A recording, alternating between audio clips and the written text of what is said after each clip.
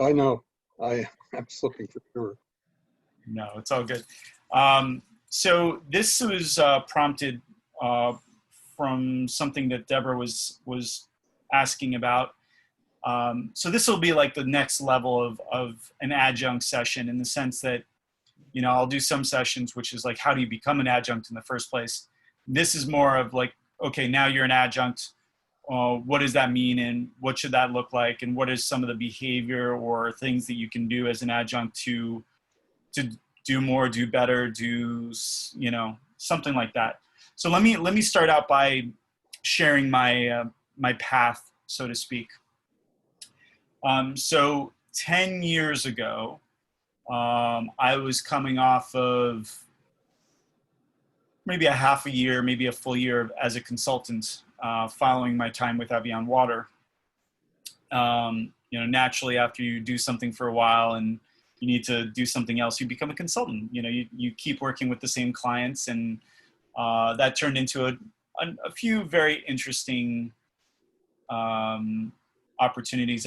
I launched a culinary studio. I worked to launch a burger franchise. I did a few different things, and but I had a lot of time on my hands, and so I was talking about this with a colleague of mine from St. John's who works on the Staten Island campus, David Gachigo, and he's like, you know, you seem to really like teaching. You should teach.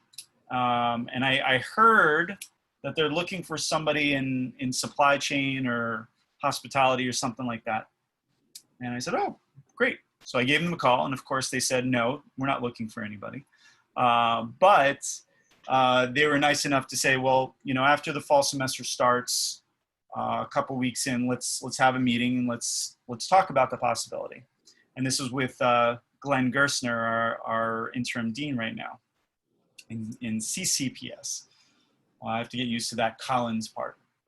So I met with Glenn, and within 5 minutes, he stopped me and he said, I know you'll be a good instructor. I'll let you know when we have something. You know, we still talked for a little while, but basically he knew from a SLICE perspective, if you're familiar with SLICE, Malcolm Gladwell, that I would be a good instructor. And I think I've become a good instructor. But he didn't have anything for me right away. He said, well, maybe in the spring, you know, we'll have something for you. And I think I got a call the next day or 48 hours later, and they said somebody had a death in the family and they had to leave the country, and would I be able to pick up their course? I said, absolutely. I had time on my hands. And I jumped into the course. Things went well. The next semester, they offered me a couple more classes. At that point, I picked up another gig working at a steakhouse in the back office, and a few classes turned into more. When I left that, started teaching at LaGuardia. So this is the part that I think is important, is the idea of the hustle. I became passionate about teaching, and I really liked being an adjunct, and I can always do the consulting on the side. And I found some balance between doing the occasional coaching or consulting work and always being able to teach. And my goal was to pick up enough classes that I have a nice cushion financially, and then I could pick my projects. And I didn't have to work for anybody if I didn't want to. And in some cases, I would start with a project, and then I'd find out that the owner was a maniac, and I'd say, bye-bye. And I'd walk away because I didn't need to stay. That happened, unfortunately, a couple of times because people are crazy in hospitality. But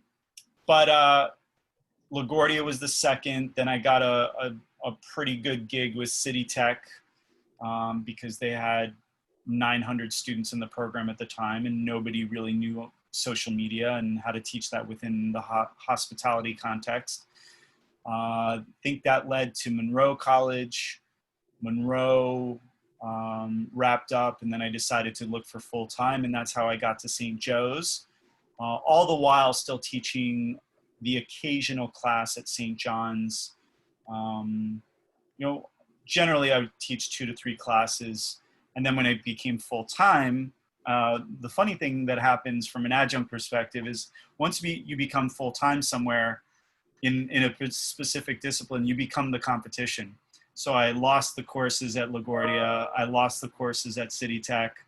I was no longer teaching at Monroe. St. John's, I didn't get as many courses because they upped and hired some full-time people. The second that I get a full-time job, they start to hire people, which is kind of funny to me. But you know, being a good adjunct, there's what happens in the classroom in the preparation, but it's also on the outside. It's keeping in contact, and I say that I use the term hustle pretty often because you have to keep in contact with the chairs. You have to ping them every so often to see about potential classes for the next semester.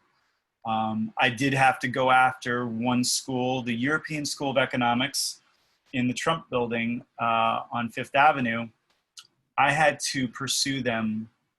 It almost became a legal situation where I was starting to threaten that, you know, I might have to go the legal route if they didn't pay me for teaching. That's not going to happen at a St. John's or a City Tech or hopefully not at a Monroe or any of the other schools. But some of these smaller schools that are for-profit, they're a little bit more difficult sometimes in terms of payment. I've taught for Libby, Long Island Business Institute. They're a little bit smaller. They're for-profit. Generally, it was pretty good over there. But it's a hustle. You have to keep in contact with people, and you hope that they like your work enough. But this is kind of the funny thing about higher education. Very rarely did I ever get an observation from them. Monroe did it. City Tech did it. City Tech was probably the most consistent. Every semester they had somebody sit in on half of my class because I would always ask for 3-hour classes. I prefer 3-hour classes. And, you know, depending on the school, they would do a lot for adjuncts or they would do nothing for adjuncts. Some schools are good about connecting you into the pathway of becoming a full-timer. But I can say most don't. I use this example pretty often. There's a professional association for hospitality and tourism educators, and I didn't find out about it until I got to my full-time job. So 6 years into teaching at all these schools, and nobody ever mentioned that there is this great resource out there for me. They're full of people like me.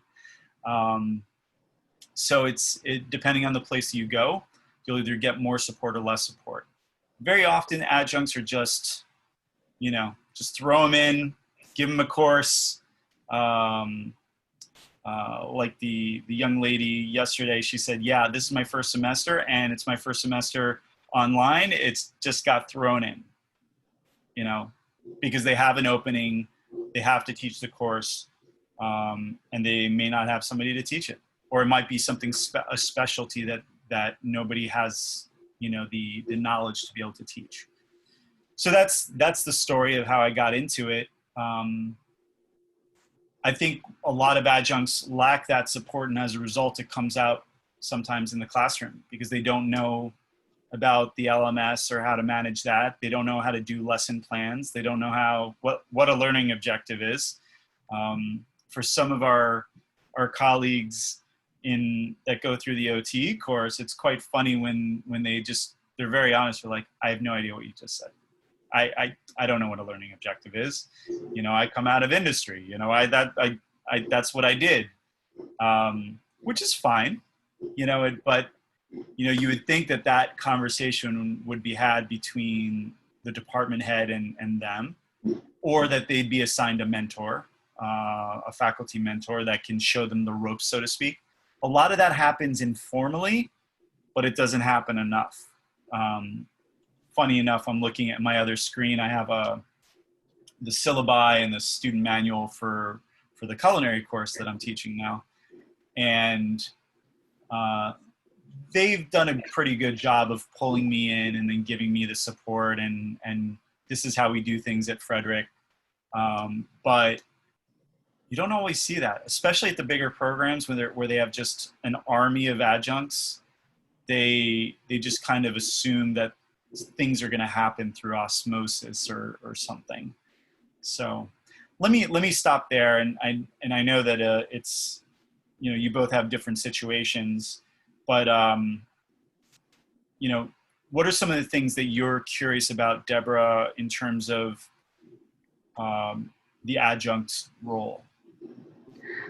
I guess I've heard like one thing is office hours. I've heard like conflicting things about that.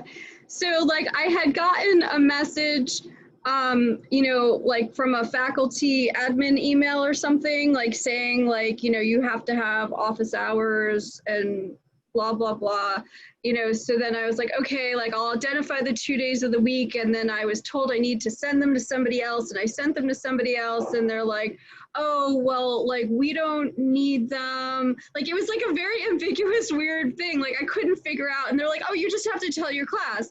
And then I was actually, you were talking about like informal mentoring. So one of the professors who taught the online asynchronous class that I'm teaching, she has taken it upon herself to kind of extend herself as a mentor to me, which has been absolutely wonderful. I think I've had 2 or 3 conversations with her by this point, and I have one for next week too. And she said, well, adjuncts don't have to have office hours. Like it was just a random thing like that she mentioned in passing. I wasn't even talking about that. So I'm very confused because I haven't had a single student ask me about it. And I didn't put it on the syllabus either because now I don't know what's correct. Right. Well, oh wow, there's a hawk in my, or a falcon in my backyard, just sitting on our fence. Sorry, I got to text my wife. Take a picture of that. I mean, I'll try, but I don't think it's gonna really work. I'll do it, and it's not gonna be a great shot, but hawk. So here's the 2 sides of that. Oh, he's beautiful. He's big. He's probably looking at all. Oh, he's hunting. Haha. There's a lot of stuff rummaging around in the backyard, which is fun. So here's the 2 sides of it. And I'm sure people watching this video later are gonna be like, what? Hawk? What? Falcon? What? What a strange session. They're going to wonder why you kept teaching instead of paying more attention to the falcon. I think that's a once in a lifetime. How many times is that going to happen? You know, Deborah and I can chat amongst ourselves. Yeah, if you need to go out and get pictures and video of that, please. I have a perfect shot of him. I'm not even worried because I can see him and he can't see me, and so it's just the joy of being where I am. So it's all good. It's all good. So there's 2 sides of the office hours discussion. So I don't know what the official stance is. Traditionally, adjuncts are not expected to have office hours at any institution that I've worked at. Okay, good to know. Now, the little asterisk that I'm going to throw in there is we're in the COVID era, and I think it behooves us to offer office hours to our students. And the way that we try to model this is that we use it within an asynchronous course, especially as a way to bring everybody together. Mm-hmm. Okay, we send out a poll. It's not required. We have a couple of opportunities, and we say, hey, this is you know, please let us know which of the following 12 options are good for you. And a few times during the semester, we're going to get together. And I actually just put it on a survey for my culinary course that, you know, this is going to be something that's going to be provided. Now, I will add my own little spin with it, which is no matter what is required by the institution, you know, when we talk about these things that we can do better as adjuncts, this is something we can do better. You know, the expectation may not be there, but it's a good thing to do. And I'll give you an example. A waiter at a nice restaurant, they may not have the requirement for learning more about wine, but guess what? If they learn more about wine, that's a really good thing, because then they become a more educated staff person, and they can provide better recommendations to the clientele. It's a very good thing to do. So, you know, from an adjunct perspective, what's the harm in saying, look, you know, a couple times during the semester, I'm going to do some office hours. Now, you don't have to do the traditional, you know, I'm available 3 hours a week, every week, you know, which is the standard for full-time faculty. But you can offer up, you know, office hours once every few weeks kind of thing. And I would be very strategic, where I would do it, you know, within the first couple of weeks of the class, and then right around the midpoint, right before a midterm, right before a midterm project, and then do at least one more towards the end of the semester. And you can use that time either to preview final exam, final project, or just touch base with everybody and have a little Zoom celebration that it's the end of the semester. So that's the way that I think about office hours. More importantly, kind of complementing that is the idea of doing, extending the opportunity for one-on-ones, and saying, you know, at any time, if you want to discuss your work, if something isn't making a whole lot of sense, then touch base with me. Honey, there's a falcon in the back. Look on the back fence.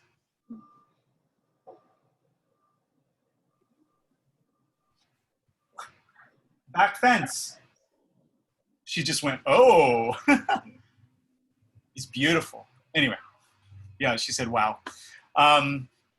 So, what? Oh, she said something about him hunting. She does this thing with me where she says something to me and I say, what? And she goes, did you get it? Because I need my brain to catch up sometimes with my mouth. So between the office hours and the one-on-ones, those are good things to have. They're not, as far as I know, a requirement, but within the asynchronous world, we want to bring the students together once in a while. It's good for them. It's good for you. If they only see you in a recording all the time, that's fine. It's the minimum. But if you can do an office hour and not make it a lecture, but make it a interactive, hey, let's talk about the last few weeks. How has it been? You know, do some fun things that we've talked about in terms of avatars and smiley faces and clapping hands or whatever.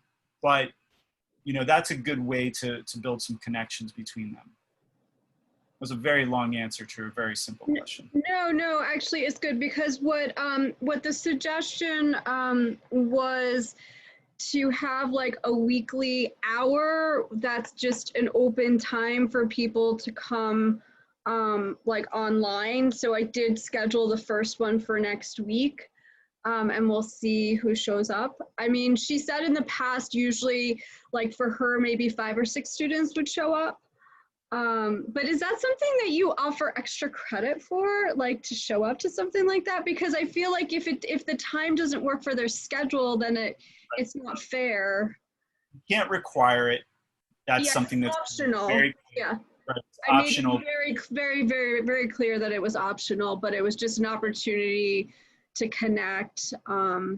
Like you said, that, you know, there's a little bit more isolation during COVID time. And I mean, for me personally, like it's also a disconnect for me as a professor to not see these students that I'm going to be grading and I'm interacting with all the time online. Like there's like something missing from that relationship as far as I'm concerned.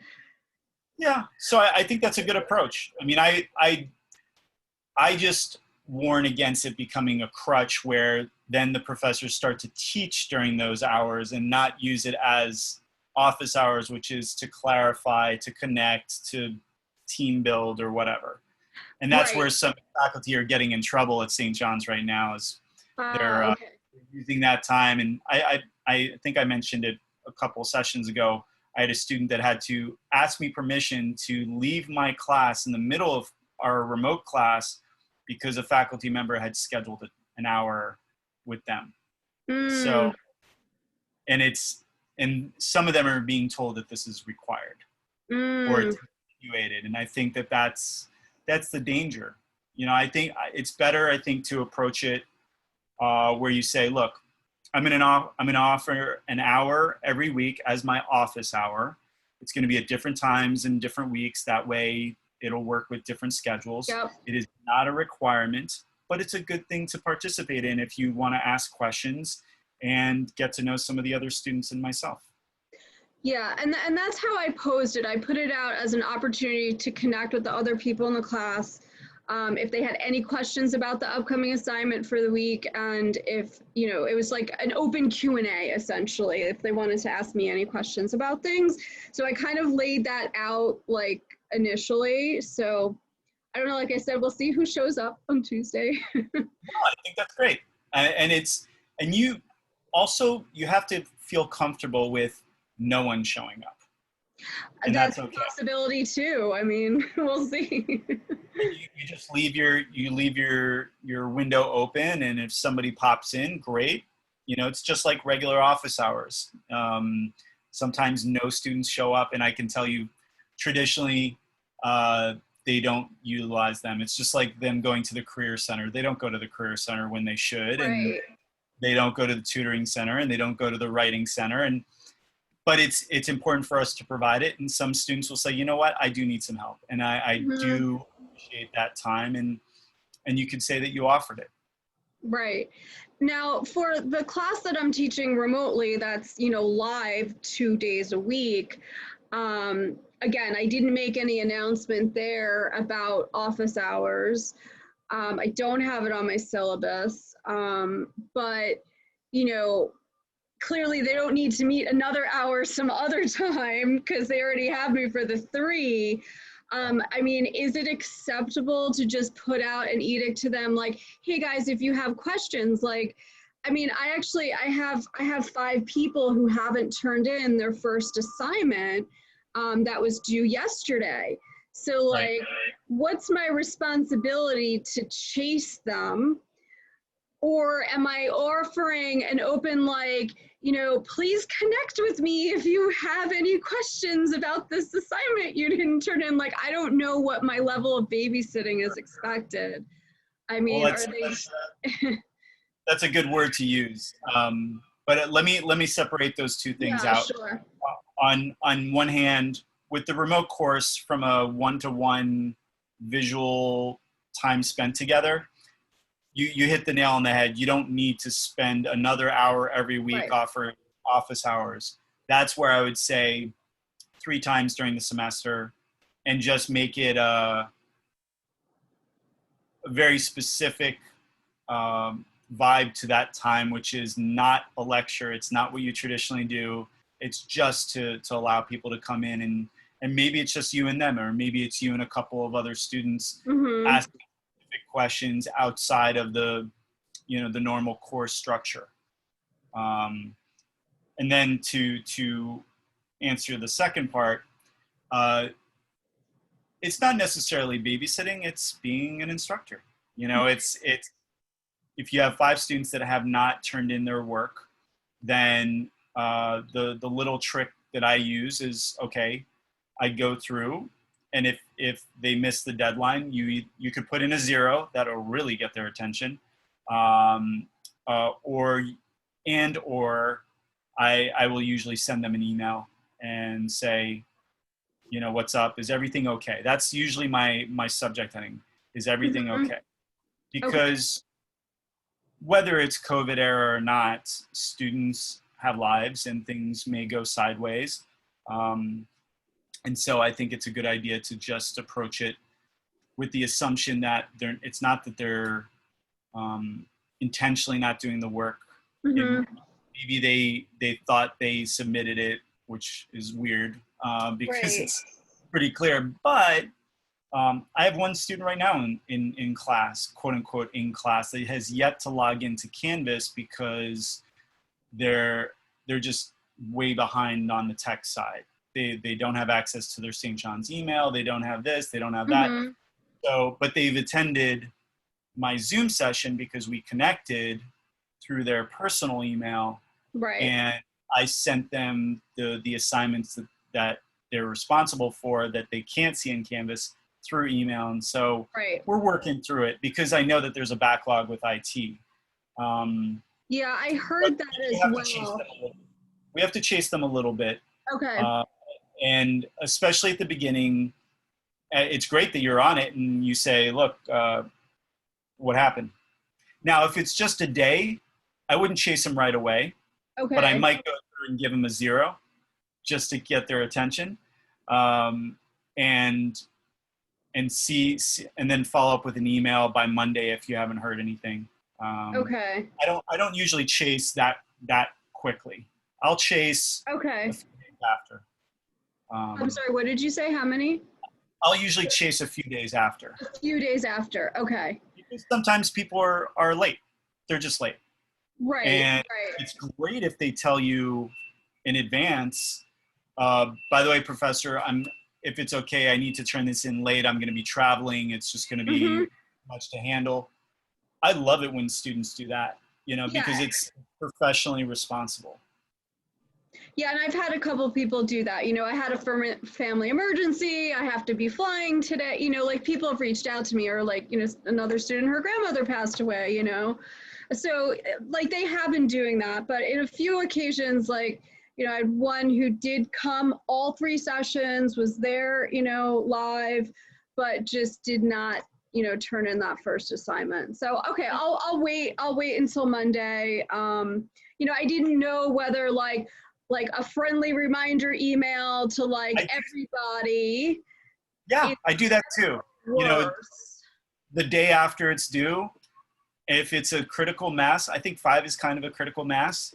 Just say, little reminder, really enjoyed my first look at some of your assignments that were due last night. And wow, it just flew right over us. I'm in my little office area. Oh, a car came down the back, that's why. But he flew right over. I got a good look at his wingspan. I think I'm gonna have to figure out what he was. But yeah, I would just send out a little email, and you don't even have to mention that there's some people that didn't turn it in.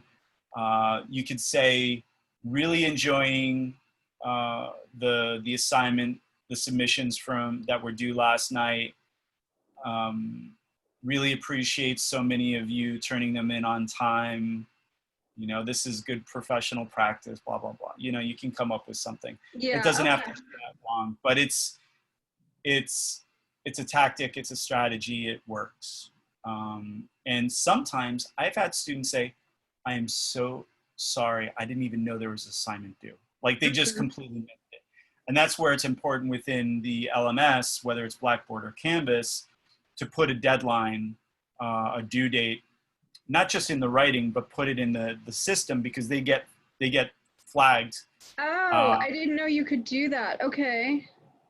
You want me to pull I can pull that up and I can show you. That would be very cool. I in Blackboard? Blackboard and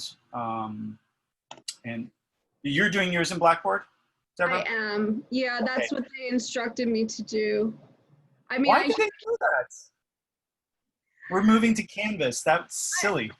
I know. I posed the question and they didn't, I said, well, shouldn't I be using Canvas if that's what you guys are moving to? And they're like, no, just do it in Blackboard. I'm like, okay. And then they actually didn't give me Canvas until about a week after my classes started anyway. So I had to put it all in Blackboard to begin with. So, so I know I'm using this slightly outdated platform. No. Blackboard isn't outdated. It's just expensive. Oh, really? Is that the difference? I thought maybe because I had heard that it had been around for quite some time. Oh, it's absolutely an older system, but it's it's very comprehensive. It's solid. I mean, I think it's a great way to communicate and have people post work. And I have to give you some thanks. I did go out and ask the students in the asynchronous class to do a little introduction. And Oh, yeah? I had a bunch of people post this morning, so that was nice. That's awesome. Yeah. Let's see. So I'm sharing actually my Frederick Blackboard, since that's what I'm using. I love that I'm teaching in both right now, because it really helps for these sessions to bounce back and forth. I am having to remember how to use Blackboard, but it's not too bad. Let's see here. Now, can you put in that due date post haste? You can post haste. Meaning like, so it's set up as on the discussion board. Okay. Yeah, I mean, in the discussion, you want me to do it as a discussion? Here, look, I'm in a week. I haven't posted this. This isn't even open for the students yet. But I can go into, I can go assessments. This is fun. I gotta remember how to do this. So under tools, yeah, discussion, create new forum. Next. Yeah, so once I have that forum created. So date restrictions. God, I have to remember all this stuff. I used to be a whiz at this. I'll get back. It's like riding a bike. A very complicated bike. Available, yes. Display after. Display until. How do I do this? I mean, Yeah, you can do the display until. You know, I think that's generally the way. And it display until.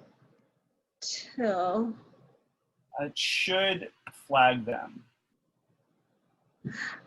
But that's just, will that then hide it after that date from everybody? Yeah. So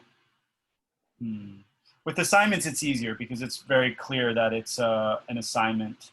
You know, you go in here and then you create a deadline. Submission details, attempt, grading options, grades, limit availability. Huh, okay. Because I didn't know. I will say that now that I'm back in Blackboard, I'm seeing, yeah, Canvas makes this a lot easier. Okay. But yeah, because it was explained to me that I should just do all the course assignments and discussions. It's right here. Due date. Oh, due dates, but that's under assignments, not discussions, right? Correct. So I think that discussion board, create forum. Yeah, it should have an ultimate due date. Let's see if I do grade discussion, 100. Let's learn this together. There it is, right there. Due date. So you can set the due date for the discussion form. Yeah, if a due date is set. So I think you have to give it a grade, and then it might kick in the, yep. You have to put in that there's a grade, and then it pops open the due date option. Oh, okay. And is this where you were describing the other day where like everything is weighted 100%? I do 100 for every discussion and every assignment, every project. Okay.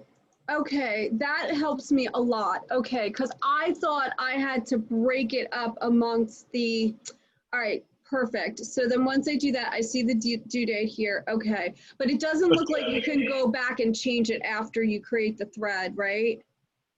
I think you can go in and do it. It's going to give you a little bit of a warning. It's going to say some students have already submitted, but you can still, yeah, you can still retroactively do that.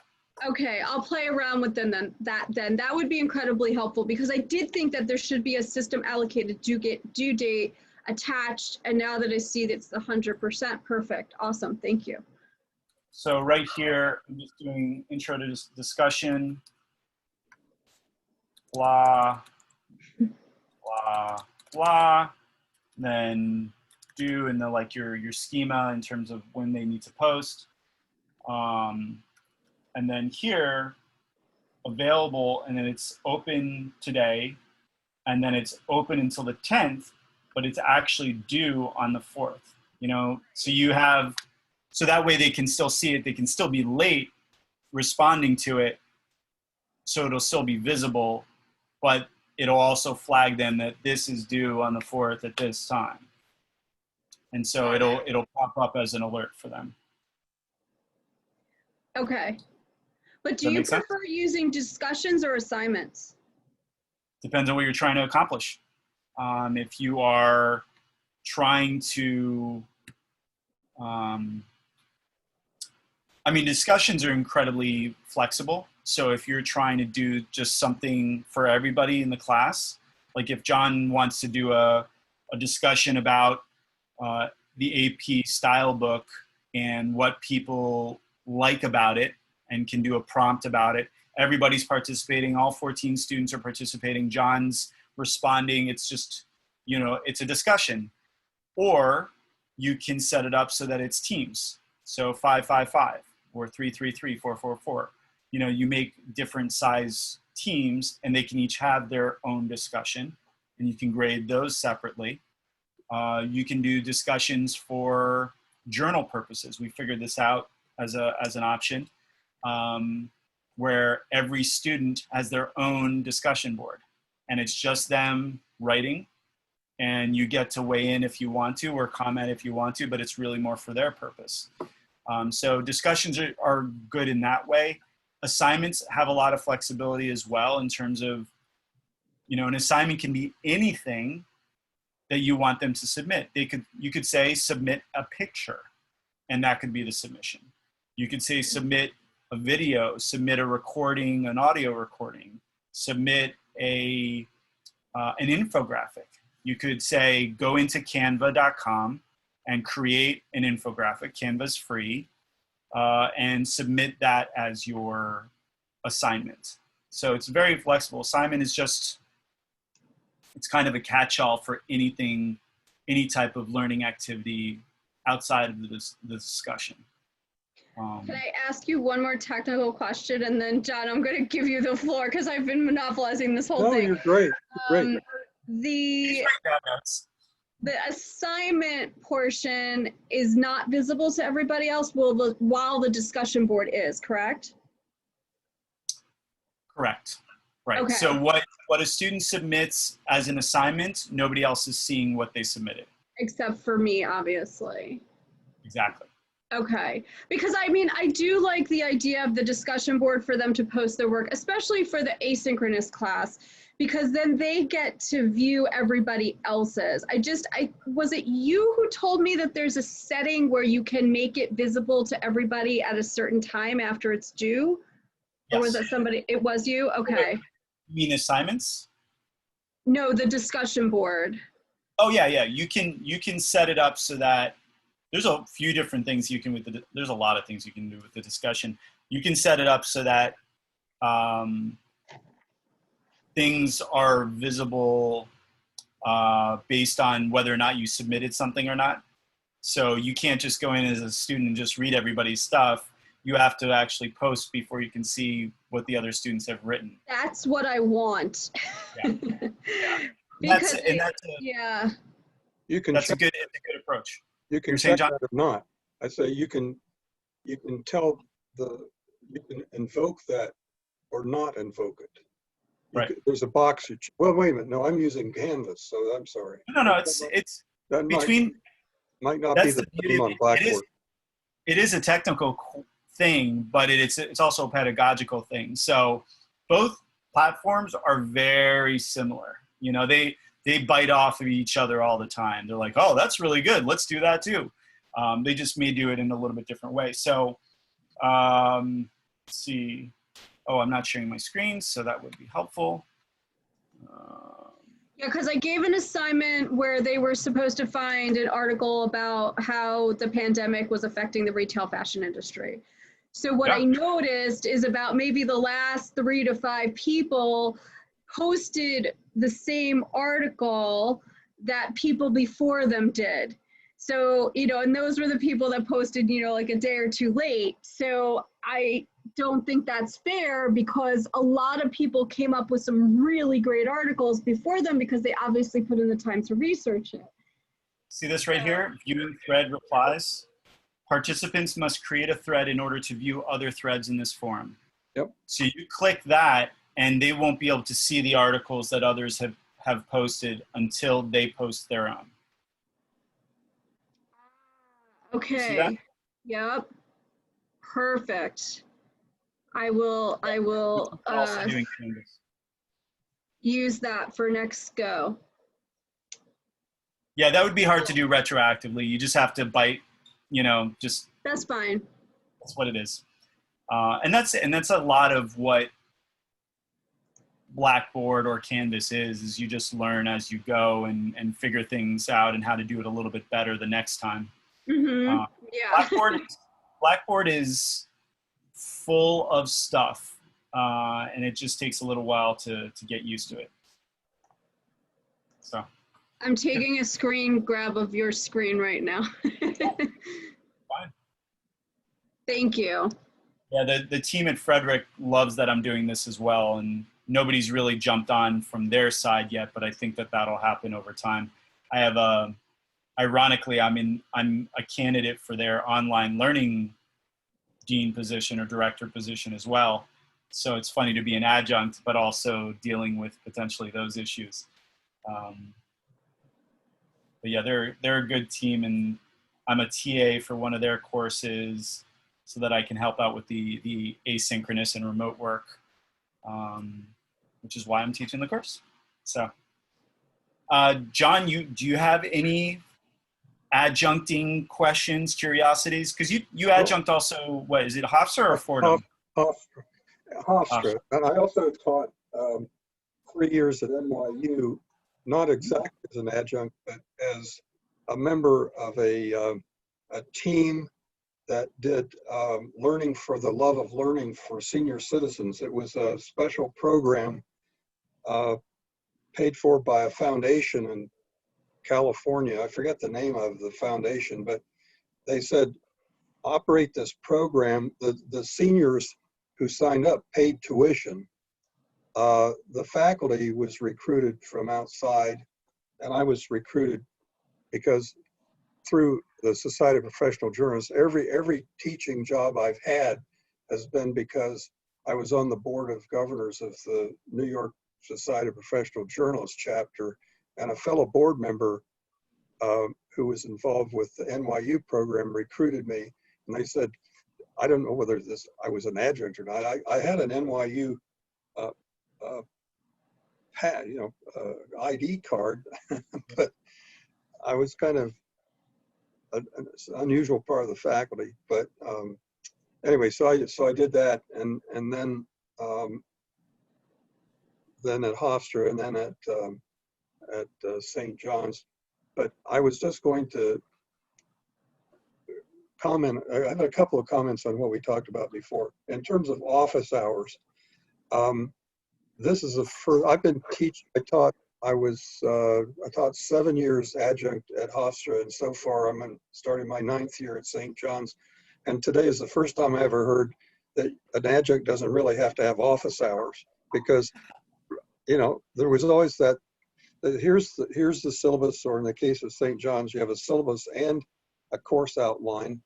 I've been asking what's the difference, and nobody's been able to tell me. I did both of them this week because they were demanded. But there's a blank on both of them for office hours. So when I was face-to-face, person-to-person, I always put my office hours either the hour after my actual class at St. John's or at Hofstra, because it was a night class and the last class was a night class and I had to run to catch a train. So I made that before class. But I always said, I put it right on the syllabus and I said, this is by appointment. Mm-hmm. I would give the hours and then say by appointment. And I always put my cell phone number and, you know, obviously email address and all that. And then like this week when I did when I filled this out for St. John's, not being on campus, obviously I didn't want to do 3 hours of travel, either Long Island or Queens, at a different time from when I had to be there physically. But now online, I thought I'm still going to set up my office hour in the same neighborhood as the class. And it's a 3-hour class. And I thought it's from 9 to noon. And at noon, I'm not going to feel like talk to somebody for another hour. I want to lie down. Right. Oh, please. So I made the office hour starting an hour after the class ended, but by appointment. You know, 1 to 2 Tuesdays by appointment. So I'm not pinned down unless somebody makes an appointment. But then the next line is other times by appointment at the convenience of the student. Yeah. And that way, if they say, I'd like to have an appointment at 3 in the morning, I can say, well, that may be convenient for you, but not for me. So that's the way I solved that. But I also, there are 2 kinds of office hours. There are those standard kind of office hours, which are assumed to be one-on-one. And then there are Damien office hours, where you're asynchronous, but you open the thing up so people can, Deborah, so people can be with each other, as you say, once a week. So I was told at first, your class is going to be all asynchronous. So I thought, I'm going to do Damien office hours. Well, then I got one of these things. Damien and I were talking about this yesterday. When you see a notice and it's an all red type at St. John's, you know, it's like the words of Jesus Christ in the red letter edition of the New Testament that said, fully online, fully synchronous. And I thought, okay, I got to rethink some things. I'm not going to do Damien office hours, you know, but I do. But since I have 3 hours of synchronous, which is way more than anybody wants, believe me. Right. I do one-on-ones the last few minutes of that 3 hours, and at first it's going to be students who need it, or students who think they need it. And then it's going to be students that I think they need it. And then it's going to be half the students one week and the other half the next week. So everybody gets in there, but that's my plan. Well, that's my take on, that's my little mini lecture on, I don't think I went over 7 minutes, did I, Deborah? No, you're good. No, I appreciate it. But here's the other thing. You talked about when do you use discussion and when do you use assignment? Mm-hmm. I made my assignments and I even put them in the syllabus. I posted the syllabus, you know, which we were going to hold off on the syllabus till things smoothed out and the university required it to meet these federal requirements. So I had to do that too. But so the students knew what the assignment was, but I hadn't told them for this week, I hadn't told them how to submit. And I've tried to get my brain around it. I was just solved that today, and I'm still writing. I'm in the middle of writing the memo to the students, the announcement to the students. But I'm saying I'm rethinking this. I'm rethinking this, and one of the assignments today is, or for this week, is a 500-word summary of the media law section of the AP style book, and that was going to be. I'd envisioned that going on the discussion board, and there was one other assignment for the discussion board, and that is the Find It's started this week, where the student has to find an editing lapse in the New York Times. Okay, so that was going to be on the discussion board. I thought, you know what? Why am I asking 14 students to read 13 other summaries of the same thing they just read? You know, it's not for the purpose of editing. It's for the purpose of making sure that they read this damn material on media law, so they don't put a story through that's libelous and the person in the story ends up owning the newspaper, you know? So I thought, so I told the students, I'm rethinking this.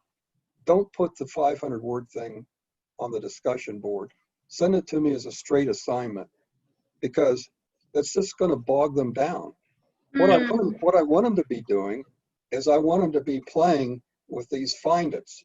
And this is where online has made this 14 times as exciting as it used to be. They used to just find the thing, mark it on a tear sheet or on a printout and hand it in, and talk about it in class. Well, now what I've told them is you have to, and this, you might be able to use this from your angle for what you're teaching. I said, find by Friday night, starting next week, it'll be Friday night. This week it's Saturday night. By Friday night, 11:29, 11:59, you post a reply to my query on the discussion board, and it's going to be a Word document, and that Word document is going to have a link to the story you're talking about. And then you say, you don't tell what the error was. You say, the error I found is in the paragraph beginning such and such, in the sentence beginning such and such, and you post it. And all the other students have until 11:59 the next night to respond to as many of those as they can find. Right. So instead of a student just looking for one error, they found their own, they got to find the other 13 if they can. I'll say at least one more. And then the next night, by the next night they do that. And by the third night, the original posters reveal what their error was that they found and respond to the responses. And so, and that way, that's a bunch of, they're going to have a lot of fun with that, and they're not going to think, oh my God, I've got to read 14 of those damn summaries now. You know, they don't forget about it. Right. So that's how I solved that. And then next week we add another New York Times thing that will be on the discussion board, and that's where the student picks out 10 most significant stories in their opinion of the week, which is a news judgment thing. And it also means they had to read the paper every day, which editors have to do. And then they rank the top three. Which one are you going to lead the front page with? Which one are you going to put second? Which one are you going to put third? Those go on the discussion board, and then they can jump in. They're going to argue like hell over those things. I wouldn't have put that in there. What are you putting the Kardashian on page 1? Well, because the Kardashian was killed. Oh, okay, I get it. You know, okay, and a second letter. No, you know, I just came up with a little fun thing that you can. I mean, I love what you're doing, John. That's. You got more work for me. You got more work from. You got a hawk, and now you're going to make me work too. It's not fair. Well, no, it's. I'm joking. I have this thought that you can allow your students, give your students some badges based on what they accomplish within the course. So if they find an error, this will be fun. If they can find an error in a particular publication, they earn a badge for that publication. So whether it's the New York Times, I don't know, Wall Street Journal, you know, and then go across the world. So they could collect 100 badges, and that could be self-directed. You could, you know, if they have fun doing this, and it leads right back to that thing that you started it off with this idea of, or this illustration, or this moment where the student walks into the copy editor's office and goes, boom, you know, look at my badges. You know, I like that. I like that. And you know what? You were talking about students not forgetting you. I got an email a while back from a student who had been in my practicum. What was it? No, it was in my copy editing class because I had find it's just in the copy editing class. And she said, I'm pulling my car over. I'm on the road in Florida, and I just saw a billboard, and it was the most ridiculous find it I've ever seen. And she texted me this stupid mistake in this billboard she'd just seen, 1,000 miles away. And she said, I have to tell you that the find it's are a sickness. She said, you got me started. And I look for them everything, everywhere I turn, I'm looking for these things. So it's a good concept, but thank you for the badges. That takes it a step further. Actually, just for fun, I looked, so I can, within a couple minutes, I'll have this done, but I had this idea of creating a badge just for your course. So I use Canva a lot because you can create stuff really, really easy. I'll do it in an Instagram post size. Literally, I'm doing this as we speak. There's actually, no extra charge for this, right, Amy? No, absolutely not. How do you spell that? You're the second person in 2 days that's told me that the name of that place to find stuff. Unsplash? Are you talking about Unsplash? No, you just said you used something that sounded like can something. Canva. C-A-N-V-A. C-A-N-V-A. Let's see. Oh, that's right. Yeah. The guy from the library recommended that to me also yesterday, I believe. I'll just do this for fun, but it's not going to be great. But I don't know why I picked this one. Another badge.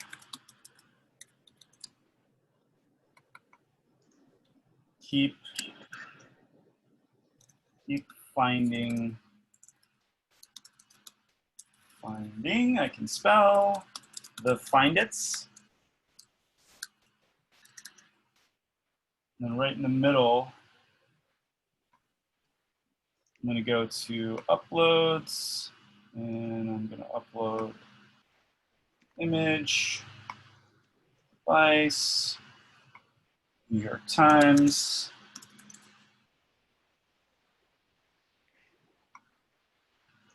Oh.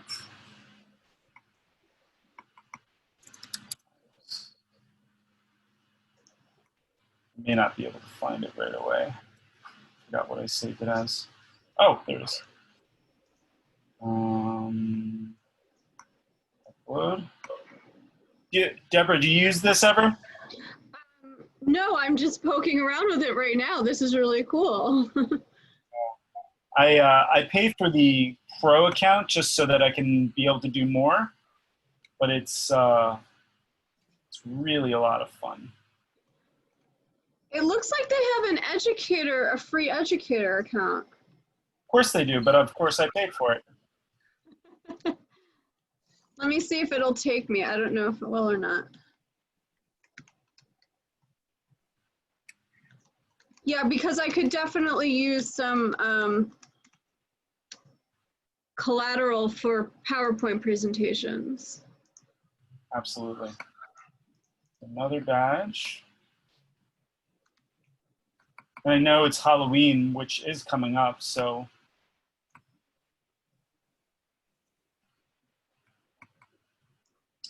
We'll make it centered. There we go. Same deal.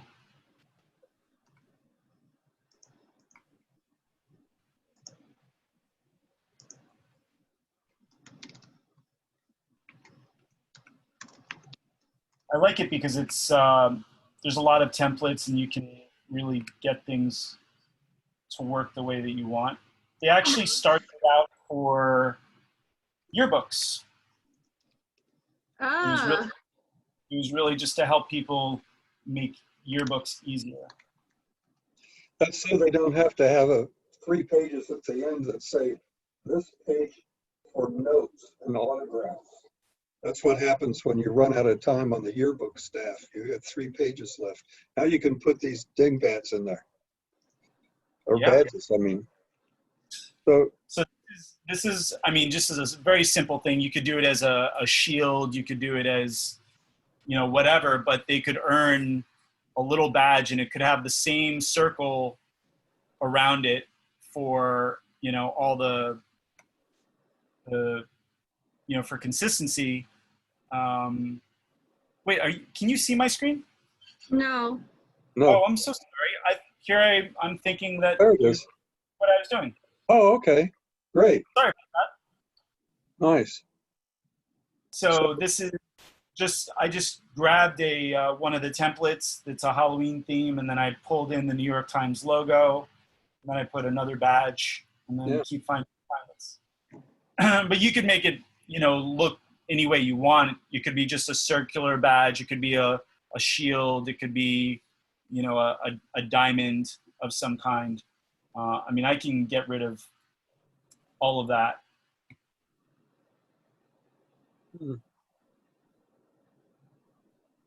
Sure. You know, because it's just a bunch of spiders. There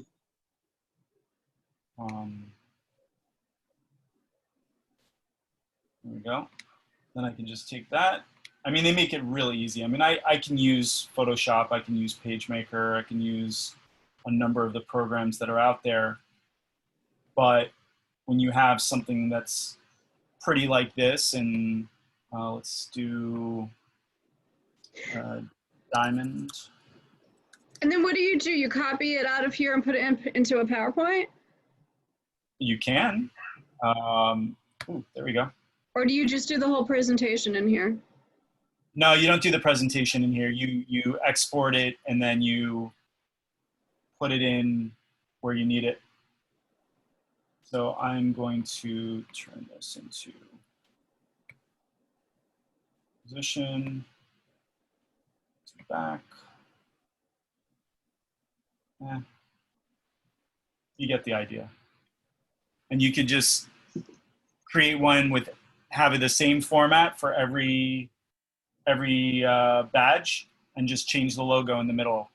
You know, and they could just collect a whole bunch of them, and then that could be kind of their fun thing that they put on their profile or whatever. There's a number of ways to do it. Nice. But I you know what made me think of it was the idea that you were talking about 14 different find its, and the students would be focused on their first one, but then the other students could go, you know, students could go to multiple.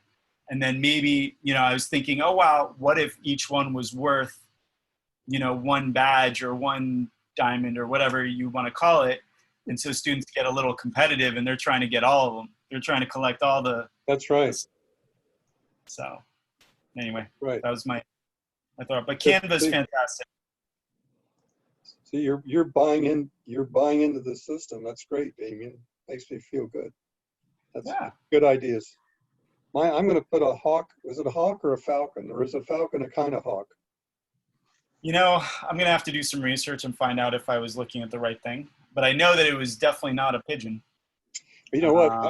I went on a trip for journalists through Scotland a few years ago, and we went to this castle where they had people with big birds, and they let us step up, and the bird came and sat on our arm. What do you call those things? There's a name for people who do that.